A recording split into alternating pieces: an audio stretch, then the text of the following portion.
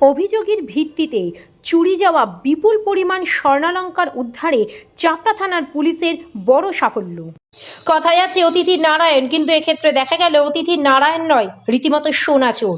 শুনতে অবাক লাগলেও এমনই ঘটনা ঘটেছে নদিয়ার চাপড়ায়। পুলিশ সূত্রের খবর, গত ৩রা নভেম্বর নদিয়ার চাপড়া মলমগাছা বাগপাড়া এলাকার বাসিন্দা রিঙ্কি বাগ অভিযোগ করেন তার বাড়ি থেকে বহুমূল্য সোনার গহনা চুরি গেছে।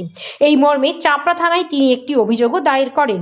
তদন্তে নেমে চাপড়া থানার পুলিশ জানতে পারে রিঙ্কি বাগের বাড়িতে ধুবুলিয়ার বাসিন্দা মৌমিতা বাগ ও তার স্বামী কৃষ্ণ সাঁতরা বেড়াতে এসেছিল এবং সুযোগের সদ্ব্যবহার করে তাদের ঘর থেকে সমস্ত সোনার অলংকার নিয়ে চম্পট দেয়। এরপর গত ৪ঠা নভেম্বর ধুবুলিয়া থেকে অভিযুক্ত দুই ব্যক্তিকে গ্রেফতার করা হয় এবং তাদের পুলিশি হেফাজতে নিয়ে যাওয়া হয় জিজ্ঞাসাবাদের জন্য। জানা যায় পরবর্তীতে ৪ঠা নভেম্বর তাদের স্বীকারোক্তির ভিত্তিতে ধুবুলিয়ায় তাদের কাছ থেকে সমস্ত চোরাই মাল উদ্ধার করে চাপড়া থানার পুলিশ।